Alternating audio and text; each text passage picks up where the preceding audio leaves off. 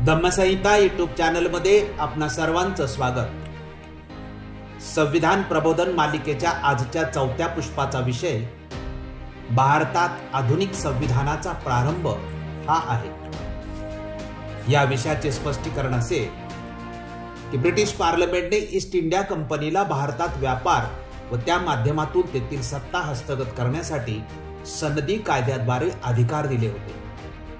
पहिली सनद 31 डिसेंबर 1600 रोजी दिली। त्यानंतर ब्रिटिश पार्लमेंटने ईस्ट इंडिया कंपनीला 1857 सालापर्यंत अनेक सनदी कायदे दिले। तसेच ज्या सनदी दिल्या होत्या त्या सनदेत ही वेळोवेळी ब्रिटिश पार्लमेंटने बदल करून दिले होते। या सनदांच्या माध्यमातून मिळालेल्या अधिकाराच्या आधारे ईस्ट इंडिया कंपनीने इसवी सन 1600 ते इसवी सन 1857 या काळात म्हणजे 257 वर्षात भारतावर व्यापारी आणि सत्तेचे नियंत्रण मिळवले होते। ईस्ट इंडिया कंपनीसाठी ब्रिटिश पार्लमेंटने वेळोवेळी केलेल्या कायद्याच्या माध्यमातून हे घडले होते। भारतात 1600 सालापासून कायद्याचे राज्य सुरू झाले होते, म्हणून भारतात आधुनिक संविधानाला सुरुवात ईस्ट इंडिया कंपनीसाठी केलेल्या कायद्यापासून झाली असे म्हटले आहे। याचाच अभ्यास या भागात आपण करणार आहोत। संदर्भ स मागर्गे व रा कुलकर्णी, भारतीय राज्यघटनेचा इतिहास, महाराष्ट्र विद्यापीठ ग्रंथ निर्मिती मंडळासाठी कॉन्टिनेंटल प्रकाशन पुणे। दुसरा संदर्भ ग्रंथ आहे तुकाराम जाधव महेश शिरापूरकर यांचा भारतीय राज्यघटना आणि घटनात्मक प्रक्रिया खंड 1।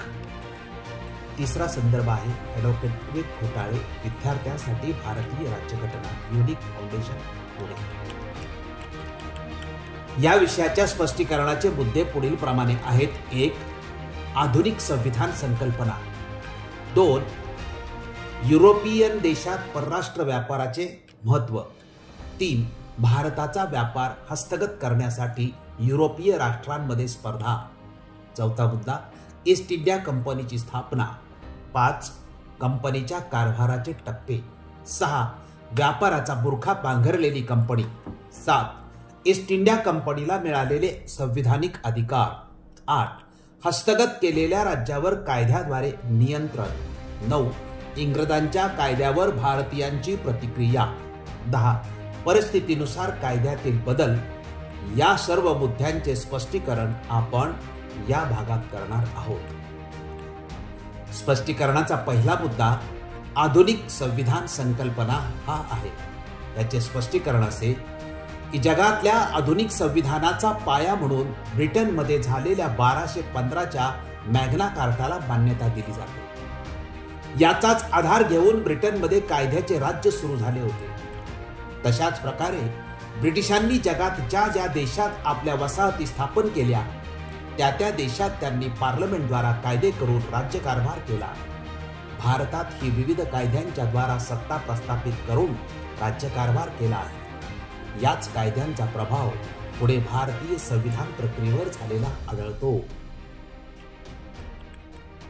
स्पष्टीकरणाचा दुसरा मुद्दा आहे युरोपियन देशात परराष्ट्र व्यापाराचे महत्त्व, आणि याचे स्पष्टीकरण असे की 16व्या आणि 17व्या शतकात युरोप खंडातील राजकारणावर व्यापारी तत्वज्ञानाचा बराच प्रभाव पडलेला होता। स्वतःचा देश समृद्ध करण्याचे एकमेव साधन म्हणजे परराष्ट्राशी अनुकूल व्यापार प्रस्थापित करणे। आयातीपेक्षा निर्यातीचे प्रमाण वाढवून मौल्यवान धातू मिळवणे हे होय, अशी युरोपातील बुद्धज्ञांची कल्पना होती। सर्व निर्यात व्यापार म्हणजे उत्तम आणि लाभदायक व सर्व आयात व्यापार म्हणजे त्याज्य आणि हानिकारक असे धोरण त्या देशांचे होते। या धोरणानुसार इंग्लंड, फ्रान्स, हॉलंड या देशात व्यापारी कंपन्यांची स्थापना झाली। स्पष्टीकरणाचा तिसरा मुद्दा भारतात व्यापार हस्तगत करण्यासाठी युरोपीय राष्ट्रांमध्ये स्पर्धा हा आहे, आणि याचे स्पष्टीकरण असे की भारताचा व्यापार हस्तगत करण्यासाठी 17व्या शतकात 3 युरोपीय राष्ट्रांमध्ये स्पर्धा सुरू झाली होती। ते राष्ट्र म्हणजे इंग्लंड, पोर्तुगाल आणि हॉलंड ही होत। या तिन्ही राष्ट्रांचे परस्पराशी संबंध ही मैत्रीचे नव्हते. त्यांच्यामध्ये काही ना काही कारणामुळे वैमनस्य होतेच. डचांनी आंबोयाना हे बेट पोर्तुगीजापासून घेतल्यामुळे हॉलंड व पोर्तुगाल यांच्यामध्ये वैमनस्य निर्माण झाले होते. स्पेन आणि इंग्लंड यांचे परस्पर संबंध सलोख्याचे नव्हते, परंतु पोर्तुगाल आणि स्पेन यांचे संबंध मित्रत्वाचे असल्यामुळे साहजिकच इंग्लंड आणि पोर्तुगाल हे परस्परांचे शत्रू बनले होते. त्यात पुढे फ्रेंचांची भर पडली. स्पष्टीकरणाचा चौथा मुद्दा ईस्ट इंडिया कंपनीची स्थापना हा आहे आणि याचे स्पष्टीकरण असे की परराष्ट्र व्यापाराचे महत्त्व लक्षात घेऊनच पूर्वेकडील देशासाठी व्यापार करण्याच्या उद्देशाने ईस्ट इंडिया कंपनीची स्थापना इंग्लंडची राणी एलिझाबेथ पहिली हिच्या एका अधिकार पत्रान्वये 31 डिसेंबर सन 1600 रोजी झाली. या सनदेनुसार व्यापार करण्यासाठी व्यापक अधिकार बहाल करणारी सनद संमत केल्यामुळे भारतात वसाहत स्थापित करण्याची संधी प्राप्त झाली. यानंतर 1608 साली ब्रिटिशांचे पहिले व्यापारी जहाज भारताच्या भूमीला लागले. 1612 साली सुरत येथे वखार काढण्यास जहांगीराने परवानगी दिली आणि 1615 साली कंपनीच्या हक्काचे संरक्षण करण्यासाठी सर थॉमस रो यांची जहांगीरच्या दरबारात वकील म्हणून नेमणूक झाली आणि यानंतर कंपनीसाठी ब्रिटिश पार्लमेंटने परिस्थितीनुसार विविध कायदे बनवून अधिकार दिलेले आहेत. स्पष्टीकरणाचा पाचवा मुद्दा कंपनीच्या कारभाराचे टप्पे. याचे स्पष्टीकरण असे की ईस्ट इंडिया कंपनीचा अंमल 257 वर्षे भारतावर होता. कंपनीच्या कारभाराच्या कालखंडाचा अभ्यास केल्यास 3 टप्पे पडत असल्याचे आढळते. या 3 टप्प्याची माहिती आपण संक्षिप्त स्वरूपात पाहूया. पहिला टप्पा इसवी सन 1600 ते 1765 म्हणजे हा 165 वर्षाचा मोठा कालावधी आहे. कंपनीच्या स्थापनेपासून तो बंगालमधील दिवाणी हक्काची प्राप्ती होईपर्यंतचा हा कालावधी आहे. या 1.5 शतकापेक्षा जास्त काळात कंपनीने व्यापार हेच आपले प्रमुख धोरण ठेवले होते. पहिल्या टप्प्यामध्ये दुसरा टप्पा इसवी सन 1765 ते 1773 हा 7 वर्षाचा आहे. कंपनीचा भारताच्या राजकारणातील प्रवेशाचा हा दुसरा टप्पा आहे. हा काळ म्हणजे दिवाणी सरकार ते ब्रिटिश पार्लमेंटने कंपनीवरील नियंत्रणासाठी पास केलेल्या रेग्युलेटिंग ऍक्ट पर्यंतचा काळ आहे. 1765 साली दिवाणी अधिकार स्वीकारून कंपनी भारताच्या राजकारणात प्रवेश करते, तर 1773 साली रेग्युलेटिंग ऍक्ट पास करून कंपनीच्या आणि पर्यायाने भारताच्या राज्यकारभारात हस्तक्षेप करण्यास पार्लमेंटने सुरुवात केली. हा दुसरा टप्पा. तिसरा टप्पा इसवी सन 1773 ते इसवी सन 1858 हा एकूण 85 वर्षाचा आहे. कंपनीच्या भारतावरील सत्तेचे हे शेवटचं पर्व. या काळातील सुरुवातीचा 1773 ते 1784 हा 11 वर्षाचा संक्रमणाचा काळ होता कंपनीचा. 1773च्या रेग्युलेटिंग ऍक्ट वरच ब्रिटिश पार्लमेंट तृप्त झालं नव्हते.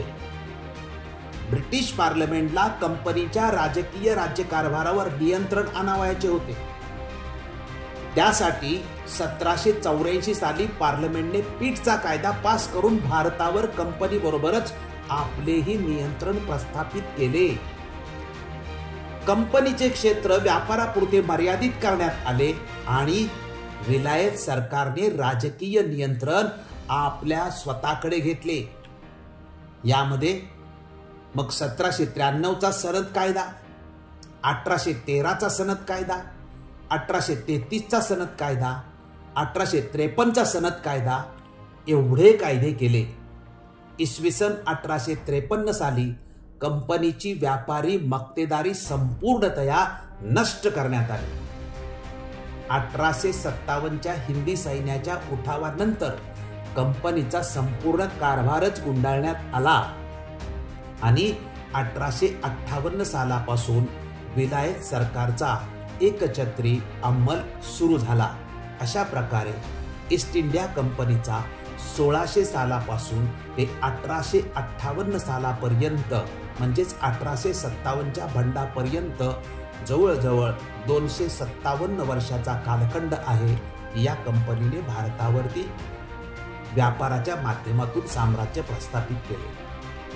स्पष्टीकरणाचा 6वा मुद्दा व्यापाराचा बुरखा पांघरलेली कंपनी असा आहे आणि याचे स्पष्टीकरण असे की ब्रिटिश ईस्ट इंडियाचा 1600 ते 1857 पर्यंतच्या संपूर्ण कारभाराचा अभ्यास केल्यास असे आढळते की भारतात ब्रिटिश व्यापारी म्हणून आले आणि राज्यकर्ते झाले असे जे म्हटले जाते ते एकदम सार्थ ठरते.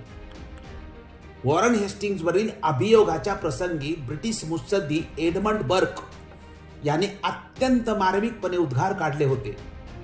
तो म्हटला होता की कंपनीचा आरंभ व्यापाराने झाला आणि शेवट साम्राज्य स्थापनेने झाला. वस्तुतः भारतातील ईस्ट इंडिया कंपनी म्हणजे व्यापाराचा बुरखा पांघरलेले एक राज्य होतं असे म्हटले तरी ते वावगे ठरू नये. स्पष्टीकरणाचा 7वा मुद्दा ईस्ट इंडिया कंपनीला मिळालेले संविधानिक अधिकार हा आहे आणि याचे स्पष्टीकरण असे. संविधानाचे अभ्यासक रोहित डे यांनी असा युक्तिवाद मांडला की राणी एलिझाबेथने 1600 साली संमत केलेल्या सनदेपासून भारतात आधुनिक संविधानवादाची सुरुवात झाली. या सनदेद्वारा लंडनमधील इंग्लिश ईस्ट इंडिया कंपनीस पूर्वेकडील प्रदेशाशी व्यापार करण्याची परवानगी दिली. सनद कायद्या अंतर्गत व्यापार वाढ आणि सातत्याने कंपनीद्वारे नियुक्त गव्हर्नरला वैधानिक आणि न्यायिक अशा दोन्ही स्वरूपाचे अधिकार प्रदान केले, ज्यामध्ये फौजदारी कायद्याच्या प्रशासनाचाही अधिकार समाविष्ट होता. कंपनीचा जसा प्रादेशिक विस्तार झाला तसे नव्या सनदाद्वारे तिला चलन, न्यायाचे प्रशासन आणि बेकायदा व्यापारात शिक्षा देणे या अधिकारासह संपूर्ण भूक्षेत्रावर अधिकार क्षेत्र बहाल करण्यात आले. पुढे 1726 सालच्या सनदेद्वारा मद्रास, बॉम्बे आणि कलकत्ता या प्रांतामध्ये इंग्लिश कायद्यावर आधारित वैधानिक व्यवस्था स्वीकारण्यात आली. या सनदेद्वारे मेयर्स न्यायालयाच्या स्थापनेची तरतूद करून त्यास व्यापक स्वायत्तता प्रदान करण्यात आली.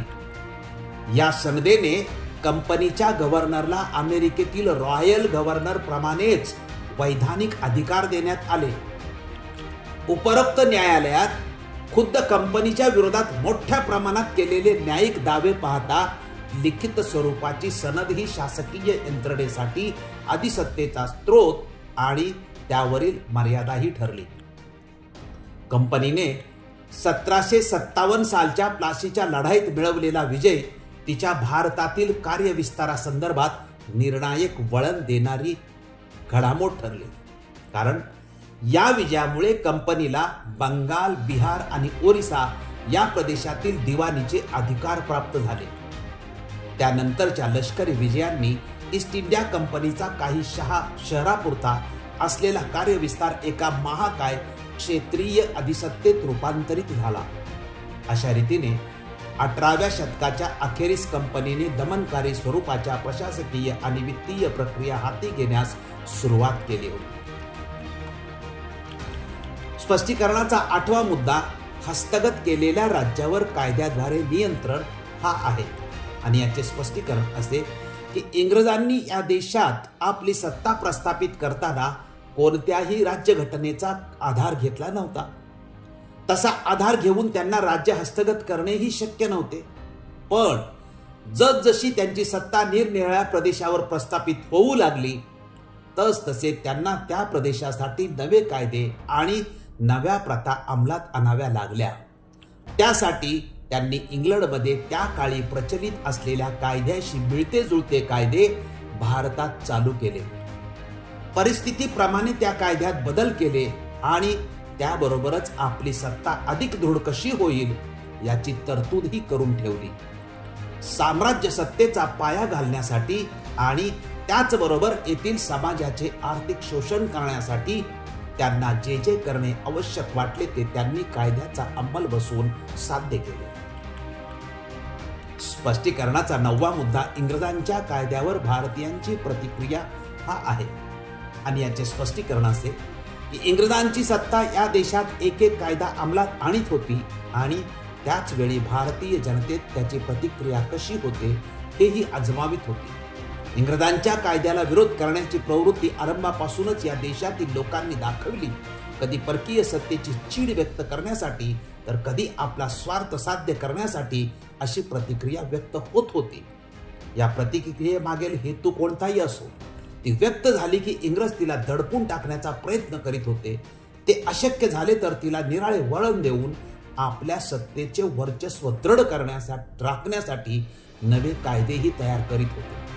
अशा प्रकारे इंग्रजांनी कायदा करावा, भारतीयांनी त्याविरुद्ध आपली प्रतिक्रिया व्यक्त करावी आणि पुन्हा त्या प्रतिक्रियेला अनुसरून इंग्रजांनी लोकांवर नवा कायदा लादावा, असे सत्र स्वातंत्र्य प्राप्तीपर्यंत चालू होते. हे सर्व लक्षात घेऊनच भारताच्या राज्यघटनेचा इतिहास समजून घ्यावा लागतो. भारतीय संविधानाचा इतिहास आणि भारतीय स्वातंत्र्याचा इतिहास यांचा अनन्य संबंध आणि संदर्भ लक्षात घेतल्याशिवाय घटनात्मक अभ्यासाची वाटचाल करणे शक्यच नाही. स्पष्टीकरणाचा 10वा मुद्दा कायद्यातील बदल हे परिस्थितीनुसार हा आहे. याचे स्पष्टीकरण असे की संविधानाचा इतिहास म्हणजे केवळ विधिनियमांच्या म्हणजेच कायद्याच्या मालिकेचा इतिहास नव्हे. संविधानात किंवा कायद्यात जो बदल होतो तो सहजगत्या किंवा यथाक्रम घडत नाही. त्याला तत्कालीन राजकीय, सामाजिक आणि आर्थिक स्वरूपाच्या घडामोडीही कारणीभूत होत असतात.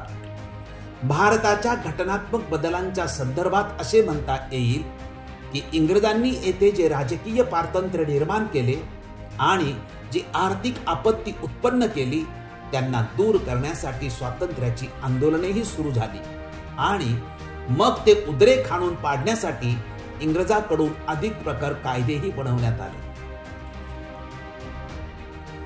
भारतात आधुनिक संविधानाचा प्रारंभ या विषयासंबंधी आपण अभ्यासलेल्या मुद्द्यांचा सारांश असा की ब्रिटिश पार्लमेंटने ईस्ट इंडिया कंपनीला सनदी कायद्याद्वारा भारतात व्यापार व सत्ता हस्तगत करण्याचे अधिकार दिले. या कायद्याच्या माध्यमातून भारतात साम्राज्याची स्थापना झाली. व्यापारी म्हणून आले आणि कायदे स्थापन करून राज्यकर्ते झाले. भारतात कायद्याच्या राज्याची सुरुवात ब्रिटिश काळात झाली. पुढे याच कायद्यांचा परिणाम भारतीय संविधानाच्या निर्मिती प्रक्रियेवर झालेला आहे.